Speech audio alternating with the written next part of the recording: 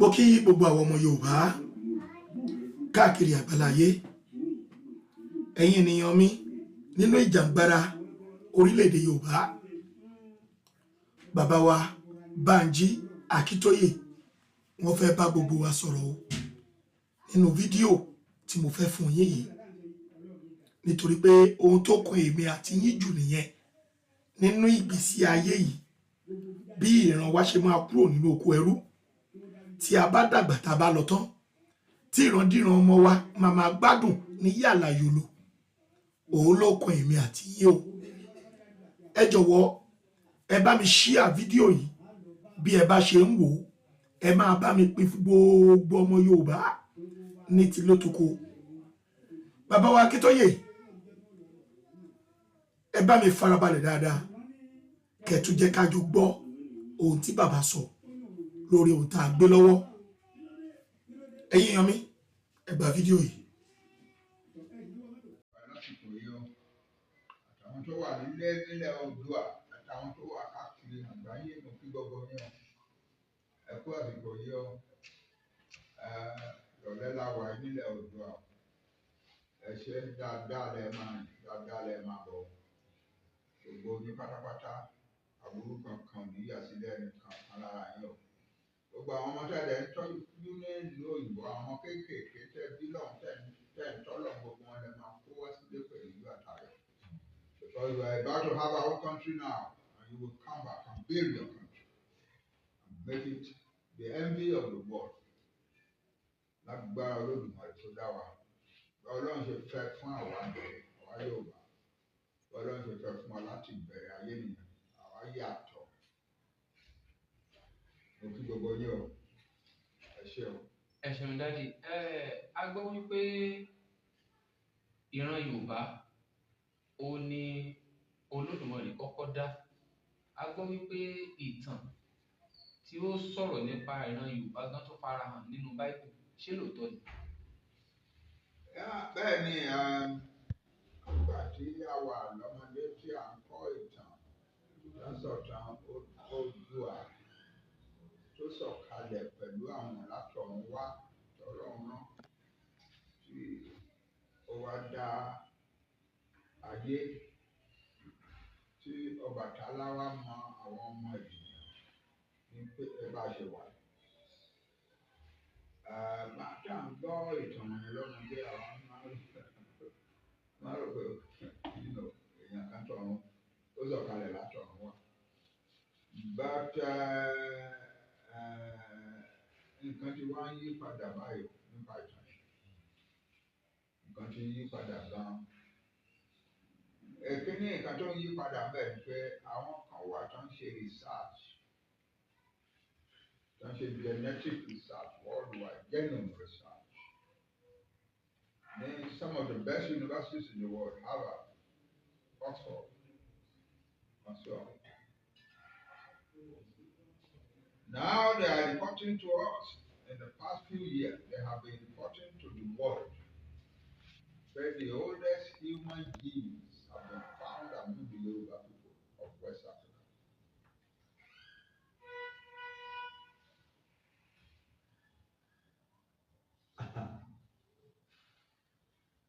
Even our jẹ́ ọmọ Yorùbá tá a jẹ́ nìṣòro ẹ̀nà kò yé wa bá a ṣe máa gbà á, so à ń jẹ́ra fún mi. But now kò ṣe human genes are found among Yoruba people, ó tó tà pé èèyàn stop. Àwa wo ìtàn wa yẹn all over again. Then àwọn kìnnì kan ṣẹlẹ̀, àwọn òyìnbó tó kọ́ wá sí, tó kọ́ wọnú ilẹ̀ wa for about 3 or 4 centuries. Lẹ́yìn ìgbà táwọn òyìnbó wá níbi 1470 AD, 1470. Wọ́n wọnú ilé, à ń trade pẹ̀lú wọn létí omi ni. So wọ́n máa lu wa méjì mẹ́ta tó wà létí omi. Àwọn ìlú wa bí Èkó, àwọn ìlú wa bí Àjàṣẹ́ tí a ń pè ní Porto-Novo, wọ́n mọ̀ wọ́n. Wọ́n dẹ̀ ní nǹkan sọ pa wọn. but láti bí 1825 wọ́n wá bẹ̀ sí wọlé. Ẹni tó kọ́ kó wọn àwọn tó kọ́ wá wọlé yẹn English military man kan who became an explorer ṣe kó máa wádìí ilẹ̀ ayé káàkiri.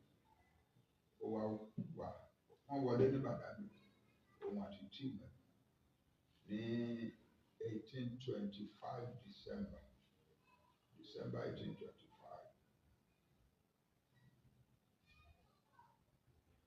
Wọ́n dẹ̀ lọ up north from Badagry. Wọ́n gba ìlú àwọn Yorùbá tó wà lọ́nà títí wọ́n fi dé Ọ̀yọ́ ilé. Wọ́n rí Aláàfin. Wọ́n dẹ̀ kúrò ní ọ̀dọ̀ Aláàfin wọn kó nà. Wọ́n dé River Niger, wọ́n cross River Niger. Wọ́n dé Sokoto. Wọ́n rí Sultan Bello, son of Osman Dan Fodio, Sultan of Sokoto. Nǹkan tó ń kọ nípa wa, ẹni tí ó bá kà tó bá jẹ́ ọmọ Yorùbá tó ti ń sọ fún pé àwọn Ìgbò ló mọ gbogbo nǹkan jù láyé àwọn ló dájú àwọn ló mọ sáyẹ́ǹsì àwọn oníṣẹ́ tó bá ti gbọ́ wọn yẹn wọ́n fi kọ́ ẹ ní skul tó ìyá àti bàbá ẹ̀ náà tó rẹ́ pé àwọn náà lọ sí skul tó ń sọrú wọn yẹn fún ẹ. Tó bá wá ka nǹkan tí ìtura pàtó ń sọ nípa àwa Yorùbá níbẹ̀ nínú ìwé wọn ìwà náà ilé ìyàtọ̀. Ó ní gbogbo ọ̀nà tí wọ́n ti ń lọ yẹn ó ní tọ̀sán tòru ọ̀nà òkè ń dà. Àwọn traders máa ń wà lọ́nà ní ilẹ̀ hundreds all the time. Àwọn tí àwọn bá travel bẹ́ẹ̀ pọ̀.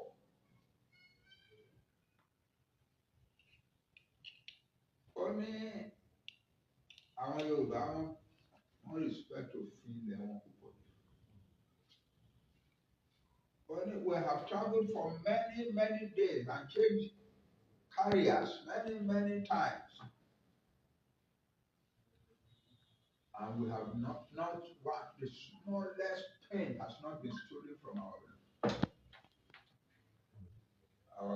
loads.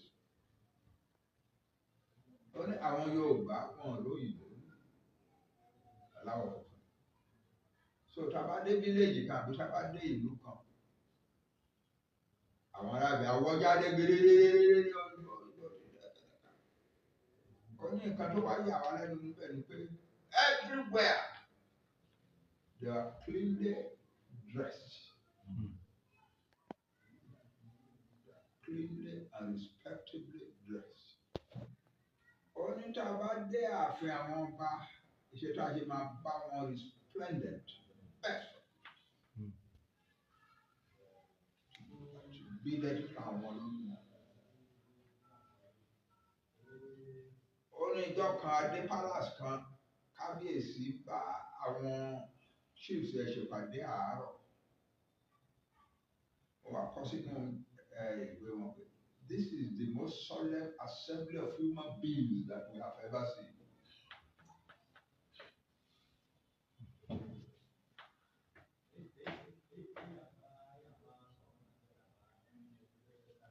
Ó ní lẹ́bẹ̀ẹ́ bá ọ̀nà all the way oko iṣu, oko àgbàdo, oko ọ̀gẹ̀dẹ̀, oko ọ̀pẹ, oko ìlú fi ṣe àrò.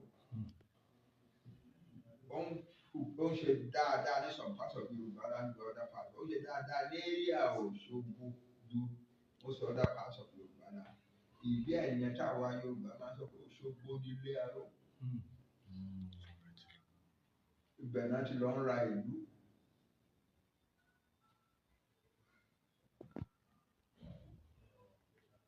Àti Òwú gbogbo ẹ̀ lẹ́bàá ọ̀nà lọ. And the roads are wonderful. It's all clean and level. Only, I quote, as level as a bowling green. You know, bowling green, apparently field, bowling, don't you bowl. tẹ́ bá fẹ́ wọ ìlú ọ̀pọ̀lọpọ̀ ìlú wọn ìlú àwọn Yorùbá. Only the entry, the approach to many of their towns is an impressive avenue of lovely trees. Only every one of their towns is a clean habitation and needed not anywhere. Clean habitation. And then cabins, wooden cabins, no support. Their doors are beautifully carved, wonderful cabins. Only these Yorubas have a genius for sculpture. A genius for sculpture. And then paintings on the walls.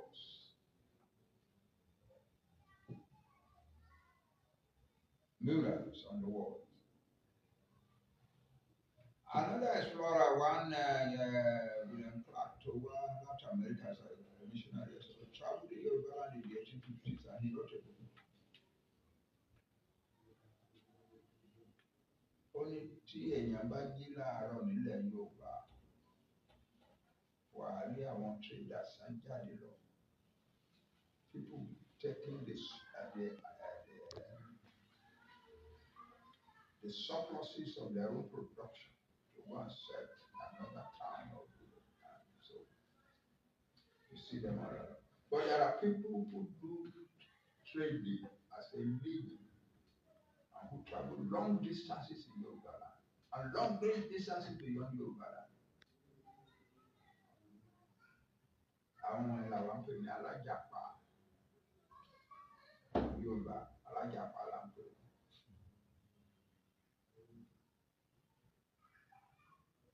Only sometimes òun bá àwọn traders group rìn, trader at their porters, their carriers. There will be 4,000 at a time. Only to buy what happened wípé kíní kan ṣẹlẹ̀ tí àwọn traders wá papọ̀, àwọn caravan ń pè wọ́n. Only àwọn ọmọ èèyàn wá lọ along the road, along the path for miles. Only hundreds of thousands of Yoruba people are engaged in the long distance trade. Only in every marketplace in Yoruba land, you will see the merchandise, the goods from the different corners of the world in display.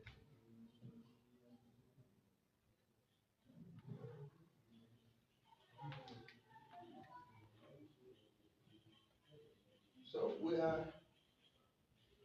beyond our Yoruba land for many centuries before now.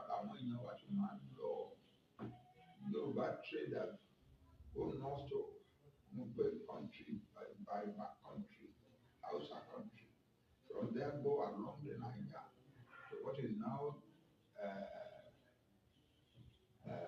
Burkina Faso, Mali, Upper Senegal, westward, eastwards, to the Lake Chad, to the land of the Kanuri of the Chad, and then beyond that to what became known as Darfur, across to Sudan. Today, there are estimated about 2 million Yoruba descendants living in Sudan. I think that it would sound highly priced, highly sure. The rest of the black world in Europe. I shall tell them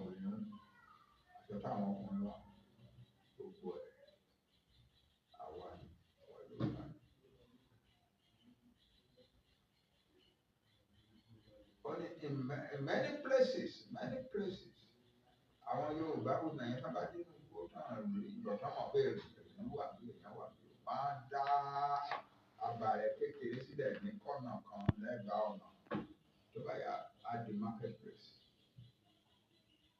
So many marketplaces like that were created by Yoruba.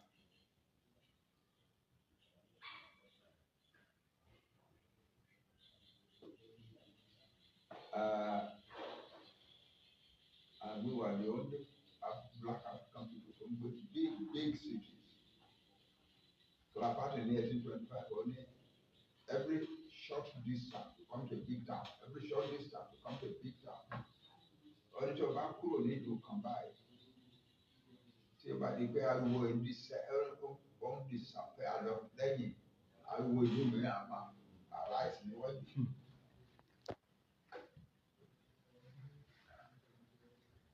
That's who we are.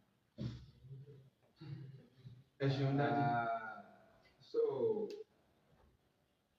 question is we are one order line. Our tradition says so. Scientists are now saying so. Genome researchers are now saying so.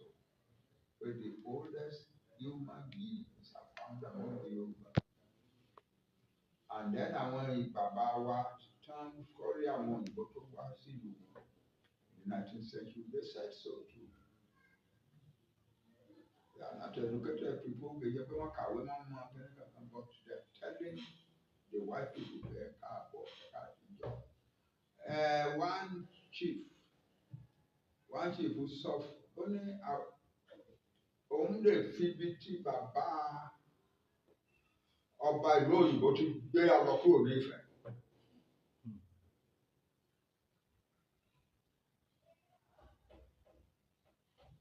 Sẹ́ríkì Ògúnṣígun from Ìjẹ̀bú-Igbó. Olóhùn lè fi ibi tí ọba ìlú òyìnbó ti gbéra kúrò nílẹ̀ Ifẹ̀. Ó lè fi hàn òyìnbó tó wà. Gbogbo àwọn ìmọ̀ràn ló gbèrú. The Aláàfin of the time told àwọn òyìnbó 1840s, 1850s. The Ife people are the first human beings on earth, and they are the father of all humans. They are laughing.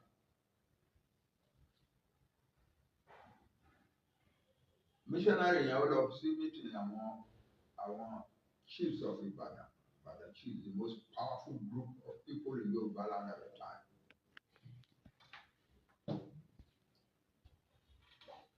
And they said to him, Ìbàdàn nílé gbogbo ẹni tí wá Ìbàdàn làwa ti wá ibi bánà wa tá à ń ká ìwọ ológun Ìbàdàn ti dé láti kọ́ka gbogbo yẹn Ifẹ̀ láti gbé wá.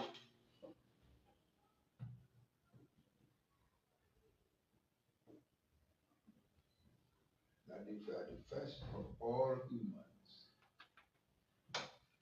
So we have no alternative but to repeat the information that we have. Tẹ́lẹ̀ bí mo ṣe sọ nígbà tá a wà lọ́mọdé tí ìwé àwọn ọmọ lọ́mọdé tó bá ń sọ̀tàn ọdún àwọn sọ̀tàn alátòkè ọ̀jẹ̀ kẹ́ a máa rẹ́rìn ní. But now mi ò lè rẹ́rìn mọ́. Mi ò lè rẹ́rìn mọ́ because people like me who have spent all their lives learning a particular kind of science. And then spent all my life learning how to reconstruct the history of a non-literate people. That's a science. That's the science. Same because I want to science pé wọ́n mú material kúrò lára ẹgbẹ́ ènìyàn. Bóyá ìka ẹ̀ náà jà náà gé àbí wọ́n ha wọ́n fẹ́ find out your genetic makeup. It's a great science. It's a new science in the world. And now they are saying the oldest human genes àwọn rí o, àwọn ti káàkiri gbogbo ayé o. If you turn to read the oldest human genes nílẹ̀ Yorùbá o.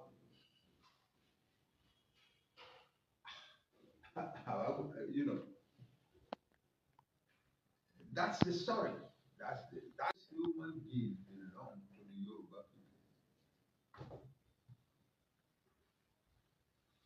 So, gbogbo ẹ̀ papọ̀, the meaning of all of that is that there is some truth in the original story pé Olúwa tó ń wá yẹn. Àwọn bàbá wa sọ pé Olódùmarè fi ọ̀rọ̀ ẹnu, ó fọ̀rọ̀ ẹnu, ó fi dá ayé.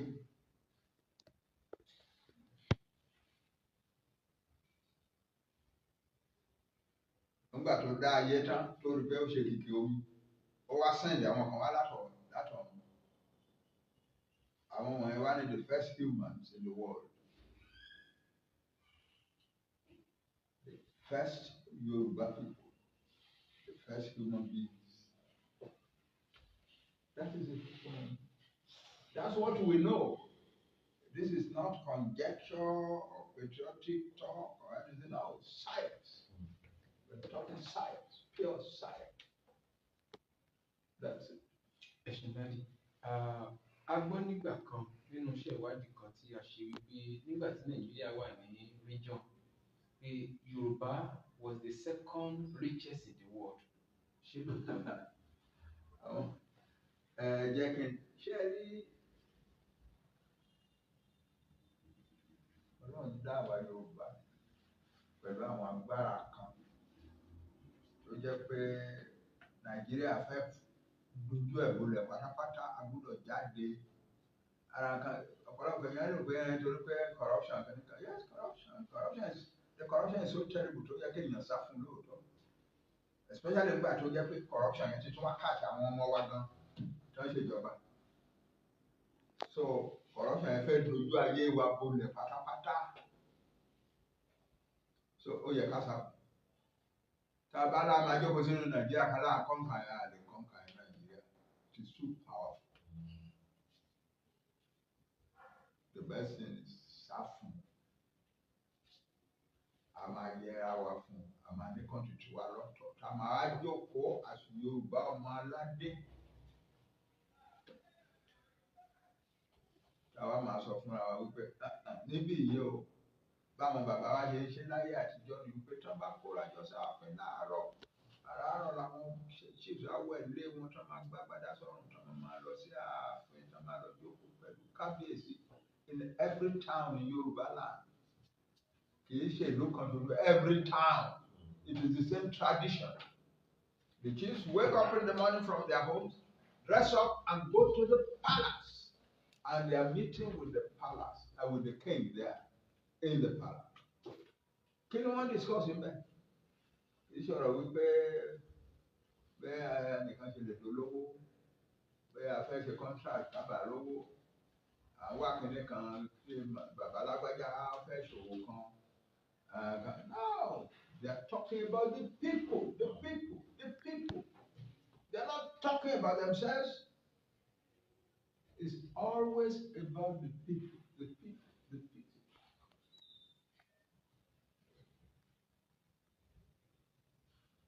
Bàbá wa Olówó ní kò sí nǹkan téèyàn jáde wá ṣe politics. Alùpùpù wa la kọ́ṣẹ́ tiwa, kọ́ṣẹ́ lọ́ọ̀yà. Banji, ìwọ kọ́ṣẹ́ history. Kò sí point pé à ń fi sílẹ̀ tó bá jẹ́ pé à ń wá tara wa lásán nìyẹn. Ẹ kúkú jókòó sí ibi àti rí tara wa ọ̀rẹ́ ni. Ṣùgbọ́n tó bá ti di pé òun náà ṣẹ̀ sí ta ọ jáde kúrò nílé ẹ̀ ló fẹ́ ṣe politics àwọn you want to benefit the people ló jẹ́ bẹ́ẹ̀ o. Kò sí any other thing. The people, they are the only cause, reason for politics.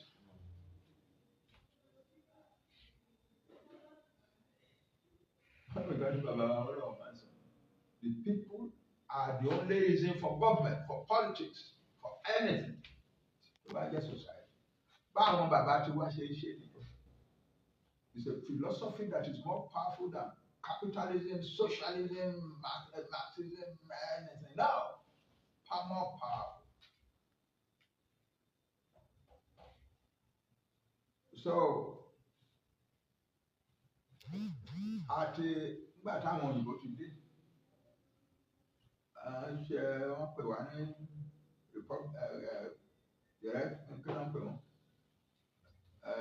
Lagos protectorate làwa ń jẹ́ náà ní àwa Yorùbá jẹ́ gbà ìgbà tó yá wọ́n wá pa Lagos colony and protectorate of Lagos ìgbà tó yá wọ́n wá pawápọ̀ mọ́ àwọn East kankan wọ́n wá pè wá ní Southern Protectorate 1914 wọ́n wá mú Southern Protectorate wọ́n wá papọ̀ mọ́ ti North wọ́n ní amalgamation.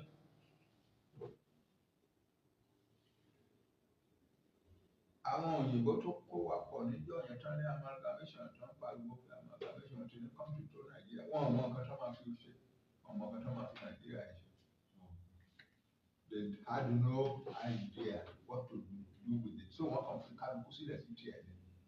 Àwọn náà sì ń ṣe tiwọn, àwa náà ń ṣe tiwa. That's all. Even in South, àwọn tó wà ní north east of the Niger, àwọn Igbo and so on. Àwọn náà ń ṣe tiwọn. Kálukú ń ṣe tiẹ̀ lọ́tọ̀ọ̀tọ̀ ni. Kò sẹ́ni kankan tó kó wa jọ pọ̀. Àwọn òyìnbó kan kó wa jọ wọ́n fà wá pọ̀. The only reason tí wọ́n fi ṣe yẹn tí wọ́n fi ṣe ọ̀rọ̀ amalgamation 1914 ni wípé wọ́n ti oúnjẹ tí wọ́n bù sẹ́nu ẹnu wọn lè pa ẹnu wọn ò gbà. They have created a large territory. Northern Protectorate, Southern Protectorate. Southern Protectorate owó wa Yorùbá àwa Yorùbá kò sí ọlọ́run pé ó wà nínú ẹ̀jẹ̀ wa we will produce wealth anywhere anytime. Yes, àlówó tán fi sanwó wọn but àwọn náà tó nírú ẹ̀. They couldn't produce the money to pay their civil servants for the administration of their protectorate. Ọdọọdún náà máa apply sí colonial office nílùú òyìnbó pé kán jọ kán ràn wọ́n lọ́wọ́ kan send owó. Otherwise wọ́n ní lówó sanwó àwọn British officials tó wà nínú. Àwọn tó ń jẹ́ administration nìyẹn gbà yín.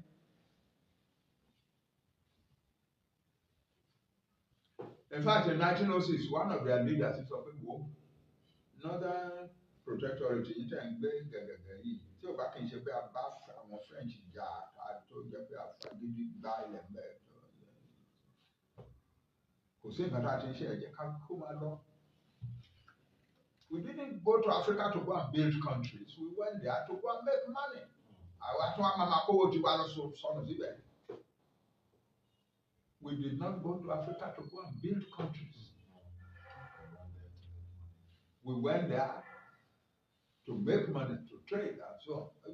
Náà ti tẹ́ ẹ̀ lọ́n pariwo pé Northern Protectorate òun ò rí nǹkan tó ti rí ẹ̀wà. Ẹ jẹ́ ká fi sílẹ̀ kó máa lọ sí tiẹ̀.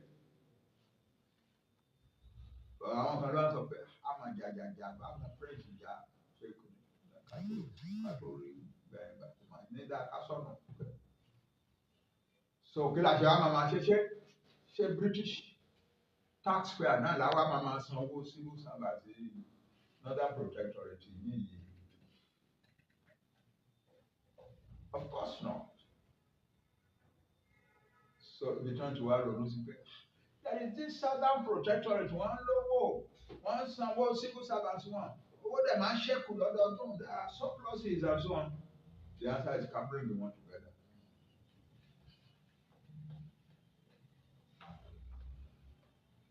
So now wá kó wa pọ̀ ní 1914. Actually the arrangement was made in London in 1913 November. The palace of the King of England. But the king is authorized here. Only that is in 1913 November. But to the January 1, 1914, the Lugard tó ń ṣe governor North. Tó jẹ́ pé South lọ́dọ̀ wa náà tí wọ́n kówó lọ sanwó gbogbo wọn. Ìgbà ló náà wá pé àwọn èèyàn pé àwọn fẹ́ ṣe amalgamation. Kì í ṣe amalgamation of our people, it's amalgamation of two British the administrations. Nígbà náà dẹ̀ pé ìwé tán máa ṣe amalgamation sí àwọn òyìnbó ti North àtàwọn òyìnbó ti South ló sáìn ní ẹ̀ kò sí dúdú kankan tó sáìn ẹ̀. kò sí Yorùbá kankan tó sáìn kò tí ẹ̀ sí ipò kankan pé kábíyèsí wa bàbá wa ládìgbòlù ó wà bẹ́ẹ̀ wọn ní kó wá fọwọ́ tẹ nǹkan kan wọn ní kó wá sáìn nǹkan kan wọn kàn fẹ́ kàn rí nǹkan tó ṣẹlẹ̀ wọ́n pe bàbá wa kan lẹ́kọ̀ọ́ Akintoye Àjàsà ó wà bẹ́ẹ̀ wọ́n kàn rí náà ni ìjẹ́ pé wọ́n sáìn anything wọ́n pe ọba something of Calabar ó wà bẹ́ẹ̀ wọ́n pe the Sultan of Sokoto ó wà bẹ́ẹ̀ àwọn Nàìjíríà tó wà bẹ́ẹ̀ àtúndì mẹ́fà àbí nìkan kò sí kankan lára wọn náà nìkan wá sáìn o they just wanted them to come and see an important occasion àwọn òyìnbó Northern Protectorate àtàwọn òyìnbó Southern Protectorate ló sáìn ìwé. So it was a protectorate of two British administrations, not of Nigeria. Like one treat our is our amalgamation. It's not our amalgamation. It's an amalgamation of the Northern British Protectorate and the Southern British Protectorate administrations.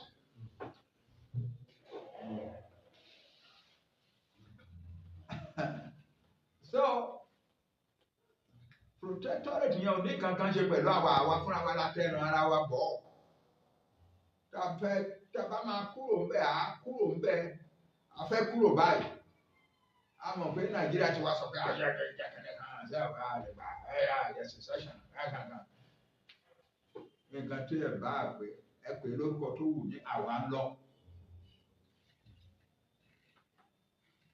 That's our right in this world. We are going to separate our homeland from Nigeria. So ẹnìkan kan ò lè dẹ́rù bà wá ẹ̀yin ọmọ Yorùbá ẹ má bẹ̀rù ẹnìkan máa ṣe kò sí nǹkan tó máa ṣe àwọn kan ní bàbá ẹ̀jẹ̀ kan tó jẹ́ àtẹ̀lé Biafra wọn ní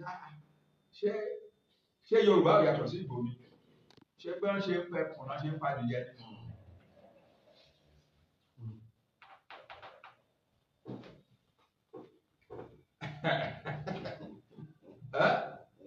Ṣé bá ṣe ń padìyẹ la ṣe ń pẹ̀kùn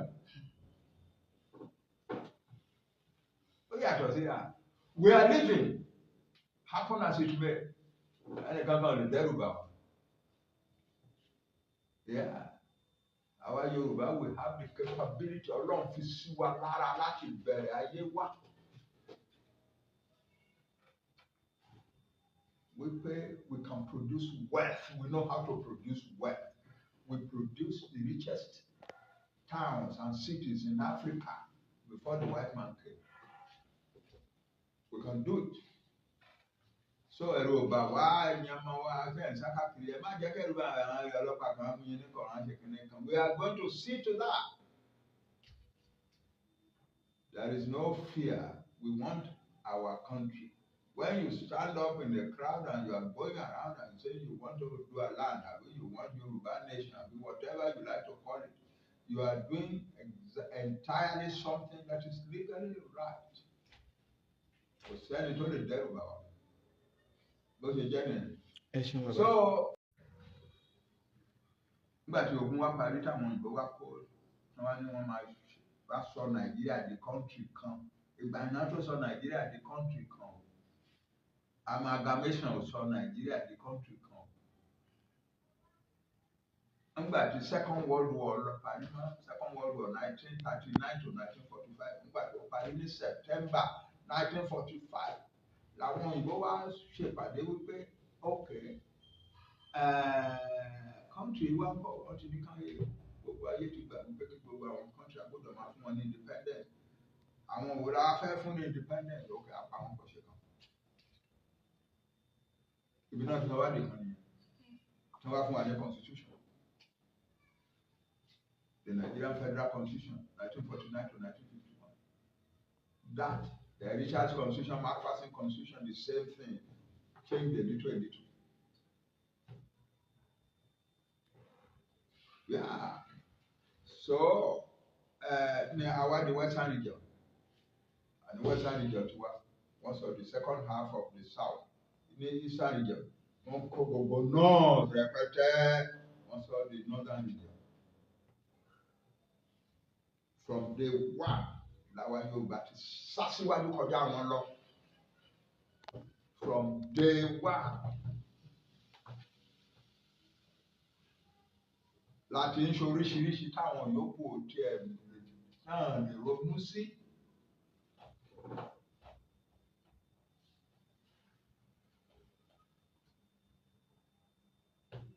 Bàbá wa wọlé à ń produce cocoa. Yeah, that's a major source of wealth. Kí ni secret ẹ jẹ́ ká ṣọ̀rẹ́ àwọn àgbẹ̀ wa? Bàbá wa dọ̀rẹ́ àwọn àgbẹ̀ lówó. Ìgbà mìíràn owó tí federal government bá fẹ́ wá yá ní ẹgbẹ́ bá wà ní ẹ fún wọn jẹ́ kán máa lò.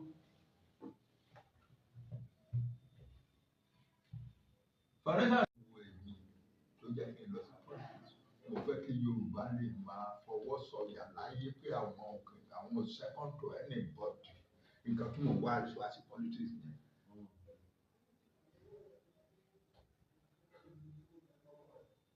Kì í dẹ̀ ṣe new thing.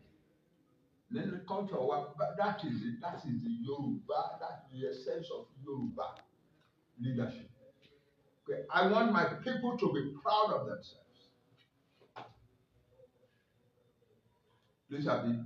Lísàbí tó lè dé àwọn Ọ̀yọ́ láti àwọn Ẹ̀gbá kúrò ní ìjọba Ọ̀yọ́. Nígbà tó máa sọ̀rọ̀, ó ní ṣé ẹmọ rísìn tó ń fi lọ́jà gbogbo ìjà tó ń jà yẹn. Ó wò ó káwọn obìnrin Ẹ̀gbá ká lọ ta obì wọn níbikíbi tó bá wù wọ́n kán free ó bá sẹ́ni tó ń lọ lẹ́nu Yorùbá kankan kán lọ kán bá wá dé kán bá padà wá sílé kán wá máa owó obì wọn yẹn wá máa wọ aṣọ dáadáa nígboro ìlú nǹkan tó wà nìyẹn nǹkan tó jẹ́ kó já gbogbo ìjà tó ń jà nìyẹn nǹkan tó wà lọ́kàn mi nìyẹn. It's more like almost like that with Baba. Baba máa ń sọ kò sí nǹkan tí Yorùbá àti òyìnbó lè ṣe táwa Yorùbá ò lè ṣe. Bóyá níjọ́ kan lè lọ kí bàbá máa mẹ́ṣí ká máa kọ́ máa sọ̀rọ̀ bẹ́ẹ̀. Kí ló òyìnbó fẹ́ ṣe táwa ò lè ṣe? Kò sí. Ohun ò wá nǹkan kan ní politics. Ìjọ pé òun fẹ́ kọ́lé, òun fẹ́ dolówó, òun fẹ́ tóun bá fẹ́ dolówó òun á padà síṣẹ́ lọ́ọ̀yà òun.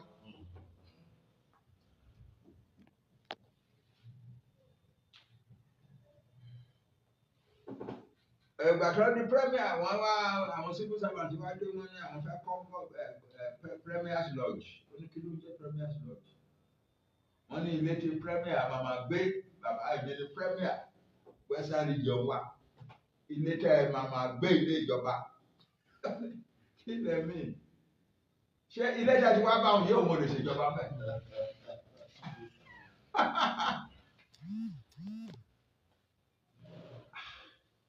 Wọ́n tún lọ tó bí oṣù bíi mélòó kan wọ́n tún padà wá pé ok ní kọ́lé tuntun kò ti dé àwọn òyìnbó kan tán ti àbá ní àlọ́ innovate dáadáa sọ. Bàbá ní kí ló ń ṣe yín gan? Òun lòun ò kúrò bí ilẹ̀ tí wàá máa gbá ohun tó ti máa ṣèjọba yín. I don't need a government house. There is no need for a government house. Tó òyìnbó bá wá tó bá lóun wá government house ó lẹ́tọ̀ ìkókè ìṣọmọ bíi.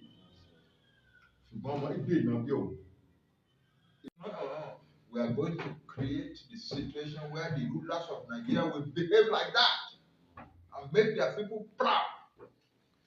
That is it. So, but Mama, we at some point I know you Britain.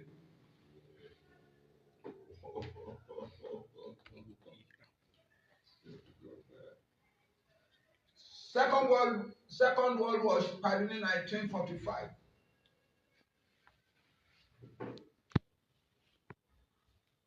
Àwọn British were ní wàhálà rẹpẹtẹ. Many of their cities were still in ruins from German bombs. They needed a lot of money. ìyẹn máa ń gbé wọn nínú pé Awólọ́wọ̀ kò sí nǹkan tó bá ti máa nǹkan tí ò bá ti wà in the interest of his people you can never get him to do it láyé kò sí nǹkan náà lè àwọn ìkan lára àwọn kan mẹ́wàá ó ní àwọn máa ń ṣe nígbà táwọn sí high officials the British government bá ń ṣe láì gómìnà wà bẹ́ẹ̀ àṣẹrẹ wọn kan tí wọ́n yẹ̀wọ̀ ni wọ́n máa ń fa Awólọ́wọ̀ ṣe yẹ̀yẹ́ most of the time pé kò sí nǹkan tẹ́ ẹ lè fi fà mọ́ra kò sí nǹkan tẹ́ ẹ lè fi dẹ́rù bá kò sí nǹkan tẹ́ ẹ lè fi bribe sometimes it's not a complete African politician. Gbogbo African politician that lè tàn jẹ kó béèrè fún wọn kán lọ ṣèfẹ́ tá nǹkan tá a bá fẹ́ bọ̀tẹ́ eléyìí ní rárá. Awólọ́wọ̀ is not one of them. Ẹ ṣeun dádì torí àkókò wa nípa Yorùbá Nation Radio TV ẹ bá wa sọ nǹkan fáwọn èèyàn wa nípa Yorùbá Nation Radio TV. A ti ṣètò Yorùbá Nation Radio and TV àbí kì í ṣe léètà gbé wá sí ní ìjọsìn tí mo inaugurate.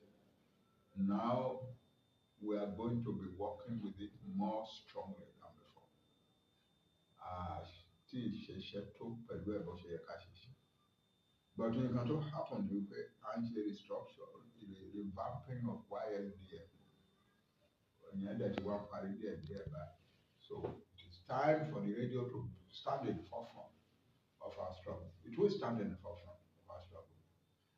Dẹ̀ ṣe àwọn rédíò kéékèèké mọ̀ tí a ṣe wá wọ̀nyí. Make sure pé àwọn èèyàn wá lè afford them and jẹ́ kó wọ́ ẹ̀pọ̀. Because owó ò tẹ̀ sí nílùú báyìí. So I make sure àwa àwọn tó lówó tó lè ra bíi 5, 6, 7, 8 a lè pín fáwọn yòókù. That's it. That's what we shall be doing. Ẹ ṣeun. Okay. Ẹ̀yin èèyàn mi fídíò náà lẹ ṣe wò tán yẹn o. Ẹ rí pé bàbá sọ àwọn ọ̀rọ̀ kan bẹ̀ yẹn tó ní í ṣe pẹ̀lú èmi àti yín àti ìrandíran ọmọ wa. Mo lérò pé ẹ wo interview yẹn bó ṣe rí. Ẹ̀yin èèyàn mi ẹ̀yin náà ẹ sọ lé ohun tẹ́ ẹ bá gbọ́ tí bàbá bá sọ tẹ́ ẹ rí pé ó kàn yín gbọ̀ngbọ̀ngbọ̀n nínú àwọn ọ̀rọ̀ wọ̀nyí ẹ bá fi sí comment section. Ẹ bá wa share ètò yìí o kó délé kó dé òkè òkun. Oòduà gbè wá o kò ní gbé ọ̀dà. Ẹ ṣé mo dúpẹ́ o ó dàbọ̀.